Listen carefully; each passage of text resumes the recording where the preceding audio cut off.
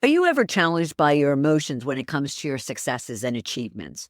Do you find it hard to find time to pause and reflect on the wins you're achieving in this very busy, chaotic world? Well, you're not alone. And our guest, Carrie Vanston of Leadership Mindset Success, is here to help us navigate these emotional waters. In this episode, we'll delve into emotional awareness, the value of reflection, and how past successes can act as anchors during challenging times. Carrie will share invaluable communication strategies like asking open-ended questions and practicing intuitive listening to foster deeper connections and create win-win situations in leadership. We'll also discuss practical mindset techniques such as using positive affirmations, journaling, and Carrie's unique anchor technique to stay grounded. By the end of this episode, you'll have a toolkit full of actionable strategies to enhance your leadership skills and interpersonal relations.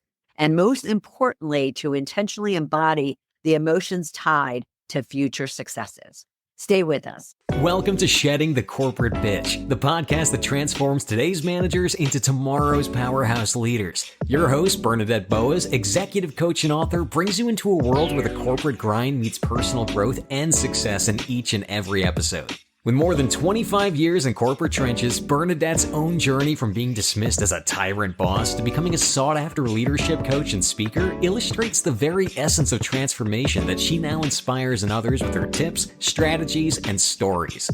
So, if you're ready to shed the bitches of fear and insecurity, ditch the imposter syndrome, and step into the role of the powerhouse leader you were born to be, this podcast is for you. Let's do this. Hey, hi, how are you? Welcome, welcome, welcome.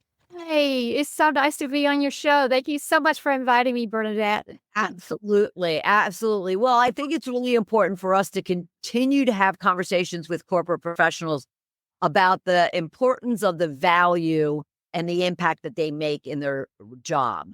But before we get into all of that, I always like to ask our guests to share a little bit about themselves personally so we can get to like, know, and trust them. So can you tell us a little bit about Carrie?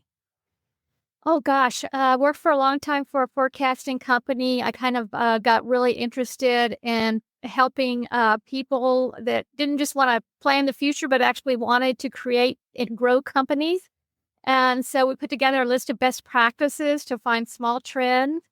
And that turned into a book called Mini Trends. That was back in 2011, won a couple of Best Book Awards. And we started doing a lot of work around that. And I started running I did a conference for 3 years and brought a lot of people on that. And I realized that being innovative wasn't enough. You really needed to have a culture that really encouraged innovation. And that kind of led me to getting involved with culture. And then as I got into culture, I realized that if the leadership didn't have a positive growth mindset, it was very hard to stay sustainable. So I went through a executive coaching program and kind of came on the other side of that, having, really learning mindset skills and techniques to really raise the energy and raise the leadership of people. But probably more importantly, it really taught me how to have a positive mindset. It all starts with us, doesn't it? Yes. I've been doing that since 20. I got started my coaching business, coaching, and I'm also a speaker. And I have 2 kids. I have a 16 and 19-year-old boys that I adore. One was started A&M recently, and A&M. I'm a true dyed-in-the-wood Longhorn. I used to picnic with Longhorn, and it was really tough. But the one saving grace was I look a whole lot better in maroon than I do burnt orange. You need both. Taste. You need both. You and me both. Oh, that's great. Well, and it's also always fun to, follow your kids and cheer them on with, whatever school that they're participating in. So that's fabulous. And at the same time, I think it's a great lead into our conversation, because it is all about impact, right? What we do, in our daily lives, work or play, It's all around the impact that we make. And in order to have impact, we also need to then lead into that with mindset. Would you say that makes sense? Absolutely. Absolutely. What I always say is that, we have a thought, which leads to an emotion, which leads to an action. If you feed neutral, negative, low energy thoughts, then you're going to have low energy emotions and you're going to have low energy results and action. While if you feed in positive, growth-oriented kind of thoughts, then, you're going to have more positive emotions and you're going to have much more positive actions and results.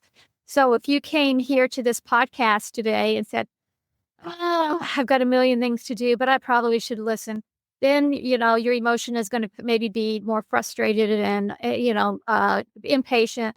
And then your action is probably not going to get a whole lot out of this. Right. Kind of come in as, Bernadette and her guest always has good things to say, then your emotion is more matter of fact and your action, your results is you're going to get something out of this. Right. But I come in like, wow, I love what Bernadette said. Every time there's like this great guest, I'm going to learn something really special today. Then your emotion is more excitement and your action is you really bring something back to the office and you really make a difference for that time that you spent. Right. What I really feel that my magic sauce is, and and what I feel other people, I want to impart to your listeners is you can there's ways to intentionally raise that thought process so that you can have that intentionality of, wow, I'm curious about this. What's the adventure here? What came out positive about this negative thing? What can I find? Maybe I learned something, so change that thought in an intentional way because the best leaders are intentional. They're intentional and then your emotion is in the right place and then your action is in the right place. And those wins come better, those transitions work out better, and you as a leader are a better leader. And we're all leaders in one way or the other, Absolutely. Whether we have someone reporting to us or not, each and every one of us are leaders in our lives. But let me ask you a question to help break this down. You ever practice that you do to put yourself in the mindset that you're trying to educate others to be in? Yeah, I sure do. Well, one thing is I exercise in the morning. I do some my waist exercises and my tummy exercise, a little bit of stretching. But I do, I have a couple of things I do. One, sometimes I'll journal with like my day. I put like your morning, my day, I put morning so I know it's in the morning and not at night. And then I sort of like do like a paragraph about my perfect day that day. So I'm setting myself up. Right. And then later at night, I might come back and, like say, well, it didn't work out exactly this way, but what are the things that happened even better? Mm-hmm. Mm-hmm. That's one thing I do. Another thing I do is I have a great app called Zinc Up. And Zinc Up, you can put your positive affirmations on there. It's free, but 3 of them are free at least. And I put my positive affirmations like, I know that that I'm capable of all of the things I dream of.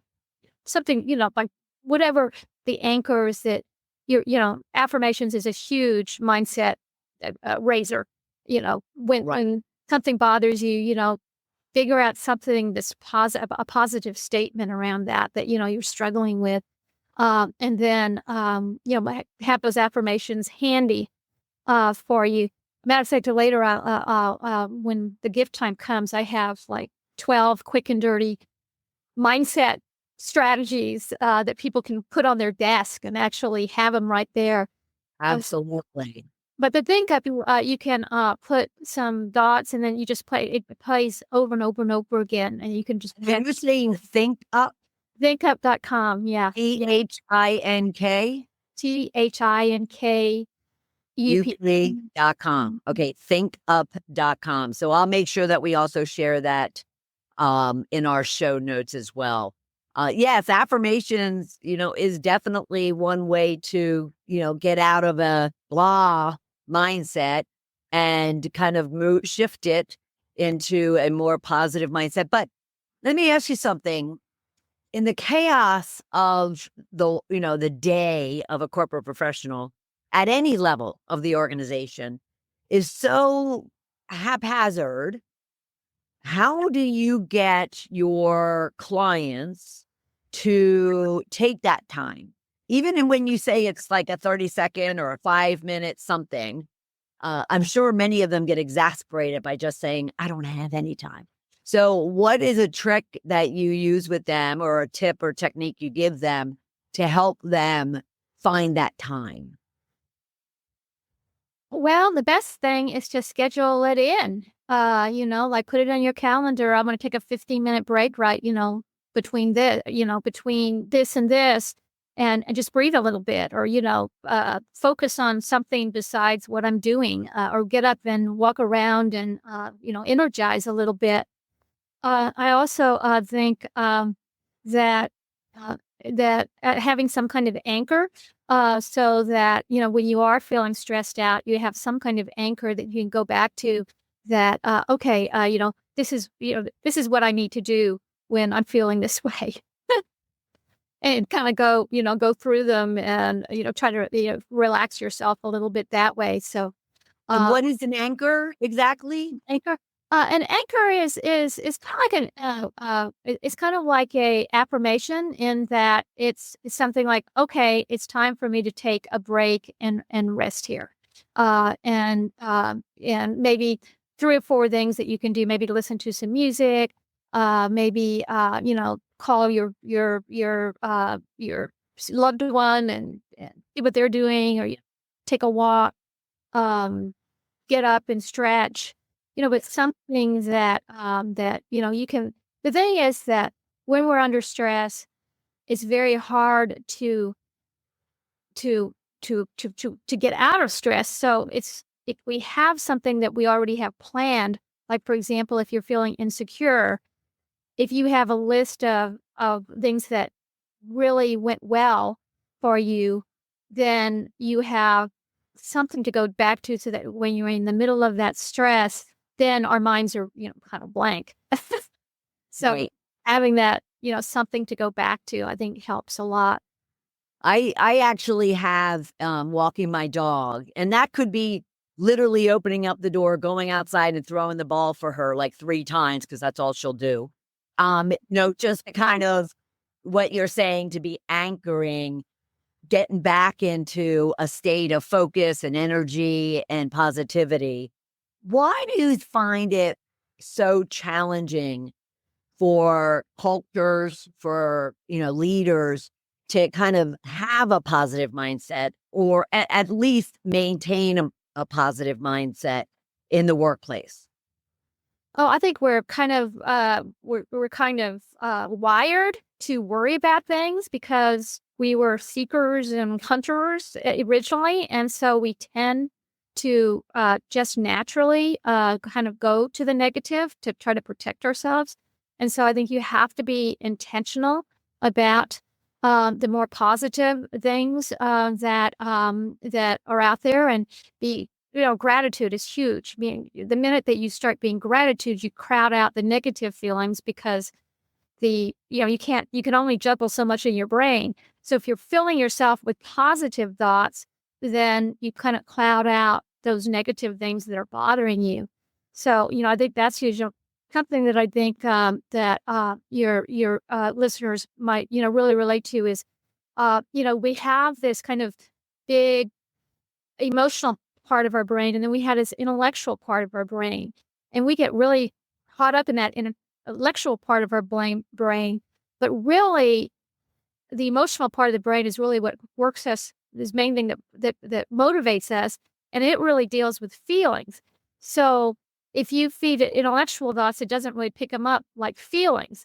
So the more that you are grateful, or the more that you feel good feelings, choose positive feelings, the more the unconscious mind knows what to do, and the unconscious mind can give you what you want faster, because it's dealing with the feelings. I even say with the goals, because goals is a huge a mindset, raises your mindset. I always say mindset matters most. But goals is, if you're setting goals is great. You set the goals. But not only thinking about when you get them, but how you'll feel when you achieve that goal, because your subconscious mind, that it works with the feelings. And so if you think, oh gosh, when I get, when I make this much money, or when I get this promotion, or when my family gets to this point, or whatever it is, I'm going to feel I'm going to feel joyful. I'm going to feel so relieved. And you actually feel it right now. And then your subconscious, how to, where to, your subconscious mind knows where to take you, because you've given it how you feel. So I Right. think that's something that's really kind of a secret that, is real valuable to know. Now, did you ever at one time, I know I did you ever at one time struggle to embody the future emotion that you want to have? And therefore you had to work on, in your words, being intentional about wanting to feel and experience that outcome that you're looking for, that joy, that happiness, that fulfillment, that success, like literally, like you said, feeling it right now.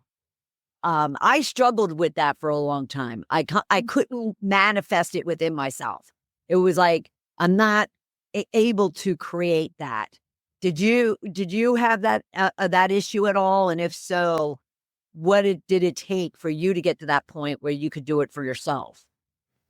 I think that's one of the things we really do, is when we have a win, it's very easy to not celebrate, or when you achieve something and it's like, oh my God, that took me so long. I should have done it a long time ago. I don't have time to deal with that. I've got to jump to the next win because now I'm behind. And I think you really have to, I have to force myself to, once I learn this, I have to, force yourself to say, wait a minute, it's time to celebrate. And, it's time for me to congratulate everybody around me that helped. It's time for me to, buy a new shirt to see it for me. It's like time, to, celebrate with my family too. The same with, like if your kids get straight A's, take them to their favorite restaurant. If your team does well, buy a cake, whatever it is. But it's really important to celebrate, because again, you're passing those feelings that, hey, I love this. This is what I want more of.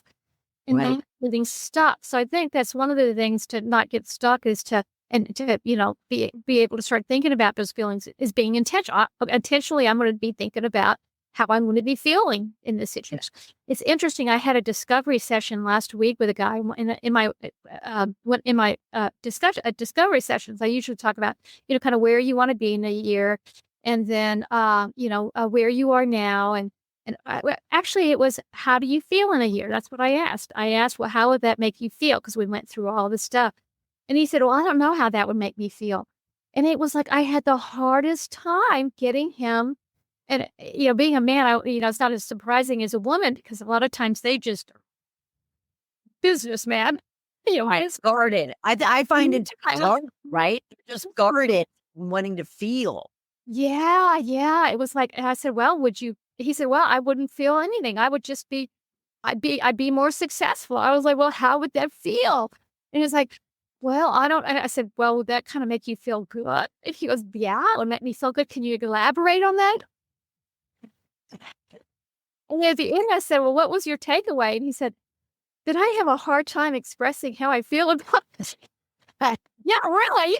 Well, I know that, in defense to him, maybe, I know that, throughout my corporate career, once there was a success, the next statement out of the boss's mouths were, okay, that was great. Now what are you going to do for me? Exactly. Yeah, And exactly. so to your point, we didn't get to pause and really take in and feel, the pride, the gratitude, the excitement, and the energy around that win. Yes. Yes. And so you're just saying to make sure that you pause, you feel it, you work, you live in it for a time, so you can embody it and then re-feel it when you're not having a great day. Would that be? Would that be right? Yes, and I would even say, write it down. Write it down. Write down your wins and your strength around it, because then you can go back to it and, be more, find the joy again, but also learn the lessons. Why did this work and what didn't work? And, let's celebrate what did work around that. So I think that's super, super important. And to your exercise with that gentleman where he was struggling to really understand how he would feel. The first thing I'm very visual. So I'm picturing you sitting with him and you're trying to get him to kind of get to that next level, go deeper, go deeper. And so would something that our listeners could do is, if they are struggling like he is, to really understand what that outcome would feel like and what that energy would feel like, to just write it down, the first thing that came to their mind, which might not have been anything. Okay, but let's go a little bit deeper. Okay, so I feel good. Okay, but what does that look like is what you said. So what does that mean? And what does that feel like? And you just keep kind of drilling into each one of those to where you can finally get to the heart of that experience. In that case, Bernadette, I would say look back. If you have someone struggling with that, that's like looking at back. One of the things I say is look at your past strength. And in this case, I would say, look back at a time when you were really, really happy and satisfied. And then say, well, an example is one of my clients, she was really struggling with network and she'd been promoted to a much higher position and she was having to go out and network. And at first she thought it'd be so fun, but then she realized that she was, wouldn't know people and, and it was at night and she felt really uncomfortable because she was kind of a salesy person as opposed to just a person. Right. And so she was just absolutely miserable. But one of the things that I told her was, well, when did you feel really comfortable and successful at networking? And she told me, well, about a year ago, I'd been at a St. Patrick's Day event and there was all these funny leprechauns on the centerpiece. And I was making jokes about it. And I had the whole table in stitches. And I made a couple of really important contacts that night. And I said, well, what strength did you have there? And it was like, well, my sense of humor. And I said, well, what's the first thing that flies out the window when we're nervous and stressed out? Our sense of humor. It's true. We really kind of came up with a couple of stories that she could tell, some funny stories and a couple of jokes and stuff so that she could feel more uncomfortable, so she could feel more comfortable when she was approaching these people. Brilliant. So again, it's like thinking back on, how did I was it successful in a similar situation? How did I feel afterward? Right. And how could maybe I bring that to, again, being intentional about looking at that and then maybe using that as an anchor or affirmation too. And that, I know that when I feel this way, I'm going to think about that time that I made jokes about the funny leprechauns. Been free.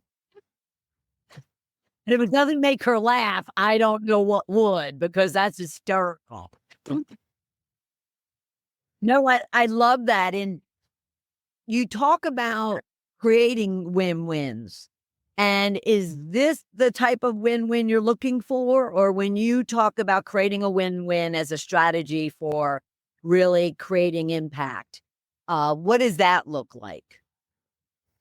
Well, what I think is that, compromise is kind of what we were raised as. How compromise is great, but actually compromise, one or both people are losing. So as leaders, if we can create win-win, then that's a super positive thing. And one way you can do that is by really understanding the other person and what they want. I had a CEO client that I was working with that he was having trouble because they were quickly growing, and he was kind of losing control of, there was beginning conflicts. He was actually having trouble with one person in particular. And, we really worked on raising to that. He had a lot of visionary energy, but he had a lot of compromise too. So we worked on, how to make that more of a win-win. And the first thing we did was we really worked on caring about the other person and understanding, because how we're really wired as human beings is we really want to be cared about and appreciated. So I asked him to go out and, well, what did you do this weekend? What kind of hobbies do you like? What kind of, really understand, get a better sense of what makes these people tick, so they feel like they're cared about and they're appreciated. Right. So that is one thing that I really encouraged him to do. The second thing was ask open-ended questions. And, we probably all have heard that, in corporate, ask open-ended questions, but we kind of forget that.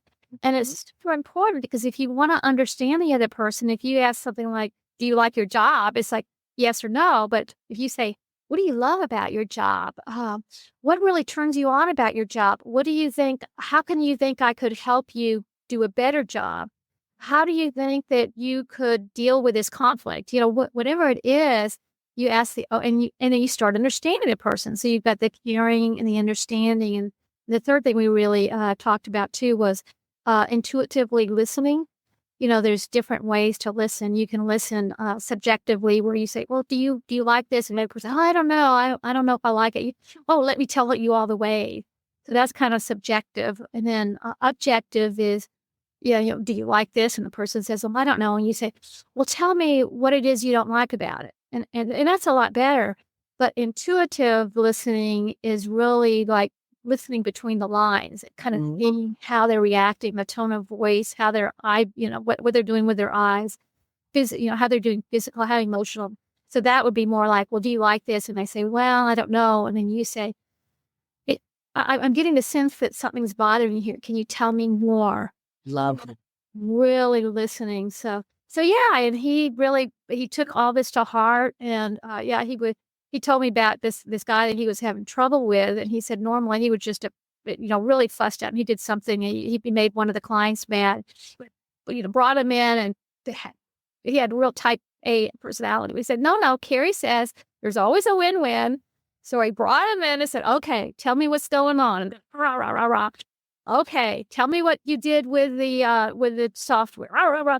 And by the end of the conversation, the guy felt heard, and he felt understood.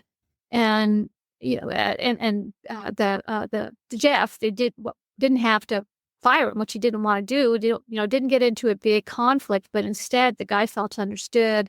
He started coming to the meetings without a black cloud over his head, and just started feeling like he was more part of the team, because he was able to express himself more. So I think love what you said, and I actually want you to just repeat it, because I think it's something that anyone that's listening really needs to take to heart, as especially not only themselves as an individual, but if they are a leader. And that is what you said about compromise is a lose-lose. Someone's losing in compromise. And therefore, you want to look for the win-win. Did I capture that correctly? Yes. And you as the leader, and like you said, we all leaders, no matter if we're leading at work, in our community, our families, that when you really bring out what the other person wants by asking open-ended questions and caring, then you can reflect that win, because your win. And so then you can reflect that win. And then when you have a win-win situation, then that puts you up. Then the next step, the magic happens and the higher intelligence is hit. And then and then the visionary energy comes in. The visionary mindset comes in. Energy kind of sounds wooey-wooey. Mindset is a little bit less wooey-wooey. But, you tap into that higher, and actually I stopped calling them soft skills. I now call them primary skills, because they're having that ability to bring the conversation up to higher levels where people can be happier and more fulfilled. And you, as a leader, can have that stress off of you of, having to try to drag people up instead of bringing them up by finding their wins. And I think it's important to call them primary versus soft, because everyone puts soft skills secondary. It's those hard skills that always get the limelight, and the focus, especially when it comes to training and development. And so if you can kind of reframe soft skills to be primary because they are. Like you said at the very beginning of this, mindset is everything. And mindset is a soft skill, right? And it's a primary skill. Well, it's a primary skill. It's a primary skill, but fall into that bucket. Yes. For being as a primary skill that's awesome. That's brilliant. Well, you mentioned at the very beginning the worksheet, the gift you have for our listeners. So why don't you share a little bit about that? And in the meantime, you can make a note, everybody, that you can get that at tiny.cc/gift from Carrie. So very easy, tiny.cc/gift from Carrie. But why don't you share with us a little bit about how they can leverage that? Oh yeah, it's great. It's a list of 12 quick and dirty mindset strategies. Consider what value you bring, focus on strengths, practice intuitive listening, look to others for inspiration. There's just several of them with a little description of them. But what my clients do is they just put it in their desk drawer, they pin it to their desk or, whatever. And then when one of those moments come up that they need a little bit of mindset boost, they can just grab it and it's just real easy and gives you lots and lots of ideas. That's the thing is that you want to be intentional. When you find something, because when you're in the midst of emotional stress, you're in the middle of something, it's very hard to think about intentionality at that point because you're already in it. Mm-hmm. So you have something that, you're kind of prepared, an anchor, an affirmation, a sheet of paper, whatever it is that works for you, then you're just so much ahead of the game. And, we don't want to be stressed out. We want to have ways to comfort ourselves and to be able to move forward in better ways and be better examples to the people who work for us too. So I think that these kind of techniques really rub off on other people too, because they see how you're reacting and your intentionality and how you're not reacting, but you're planning, you're acting, pre-action.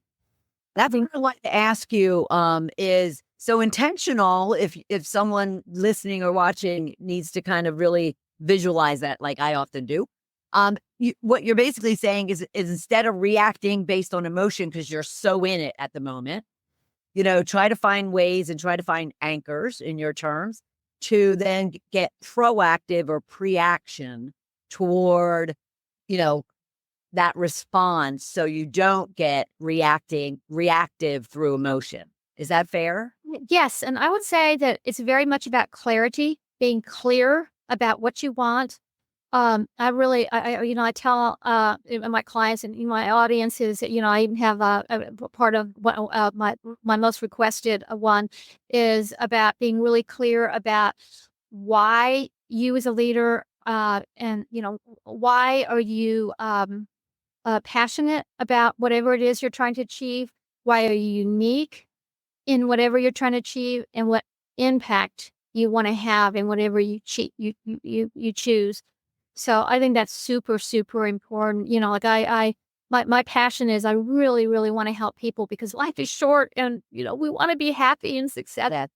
And kind of my uniqueness is that I have this sixth sense about what's bothering people on kind of that mindset level, that deeper level.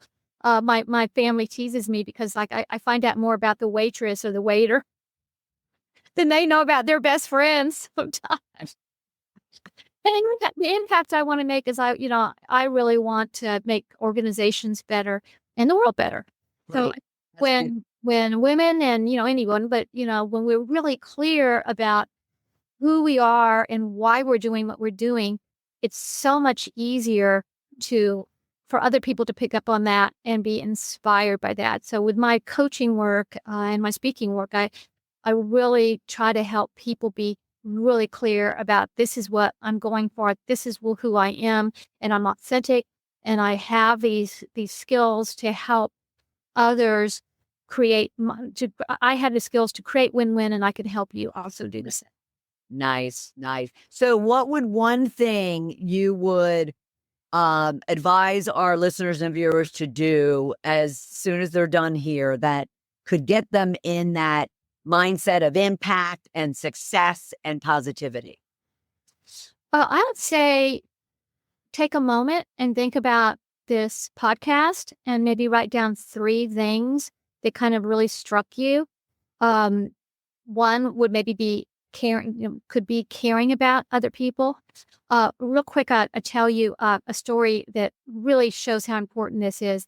I was doing a keynote in San Francisco a while back, and I had read someplace to write a little note to your maid with $1 every night, not just when you left, and just say thank you on the note. So I wrote a little note saying thank you. Didn't think anything about it. Put a couple of dollars down. And I was in my room when the maid came in. I was working on my presentation, and she suddenly tapped me on the shoulder and she said, "I've never had anybody write me a thank you note. I've never had anybody do that." And she almost started crying. And it was like the littlest thing. I thought nothing about it. And I mean, this woman was like almost in tears because she hadn't ever really been appreciated like that. And I thought that's so important for executives, for all of us, that even something tiny like another person that I had a client. He was really a grouchy guy, but he said when he first started coming in to the work, he'd worked there for years. But when he first started, they put balloons all over his office for his little cubby. He had a little cubby, and they put balloons for his birthday. They had a little birthday cake. And he said he knew it was like so stupid, but at the same time, it really touched him. Oh, it really blew him away. Absolutely. So, no, it's Little like, things. That's all your people want, are those little things. so anyway, that would be one thing is, maybe come up with something that you can ask the people around you, maybe a question about what they did, what do they care about, might be a good thing to bring from this. And, 3 things you're grateful for. I think gratefuls are wonderful. Yes, I do. I agree with that. I agree with that. Especially if you even have the intention to sit down and write them out. It's extremely energetic and motivating for sure. Carrie, thank you so much. This has been powerful. I so appreciate it. Well, thank you. And I've been listening to your podcast the last couple of days to prep, and I'm just amazed by how much wisdom you have and your guests have as well.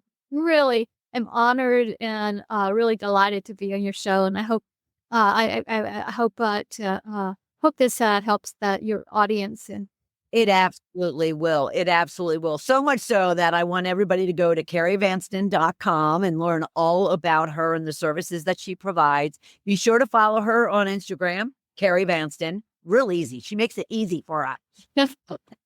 And then, of course, we mentioned that free worksheet of the mindset strategy. So you can go to tiny.cc/gift from Carrie. Carrie, thank you. I appreciate it. What a powerhouse conversation with Carrie Vanston, all around emotional awareness, intuitive listening, anchoring or grounding your emotions. We talked journaling and other techniques to really elevate your leadership skills and, more importantly, create a more harmonious work environment for you and your team members. Now, remember, it's small gestures that are important. Simple thank you notes, the words of appreciation or recognition. And it can make a huge impact, not only on your team members, but even on yourself and your leadership. So take a listen if you have to go back and make note of 1 or 2 of Carrie's tips and start implementing them, and really pay attention to the changes, the transformation that is occurring amongst your team members and even yourself. I think you'll find that you will be working your way toward becoming a powerhouse leader as a result of it. On a similar topic, check out our episode, The Power of Gratitude to Elevate Team Performance.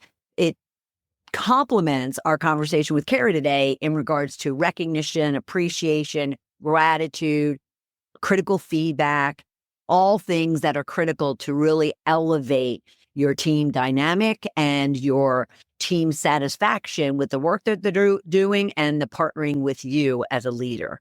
All right. You can go to balloffirecoaching.com/podcast to find that episode and many more. So be sure to follow us and subscribe so you don't miss out on any of our episodes of Shedding the Corporate Bitch. Thanks for joining us for this powerful conversation with Carrie Vanston. And until next time, I'm Bernadette Boas. See you in the next episode.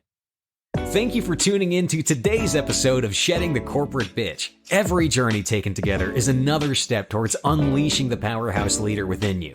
Don't miss any of our weekly episodes. Subscribe to our podcast on Apple Podcasts, Spotify, or wherever you love to listen. And for those who thrive on visual content, catch us on our Shedding the Bitch YouTube channel. Want to dive deeper with Bernadette on becoming a powerhouse leader? Visit balloffirecoaching.com to learn more about how she helps professionals, HR executives, and team leaders elevate overall team performance. You've been listening to Shedding the Corporate Bitch with Bernadette Boas. Until next time, keep shedding, keep growing, and keep leading.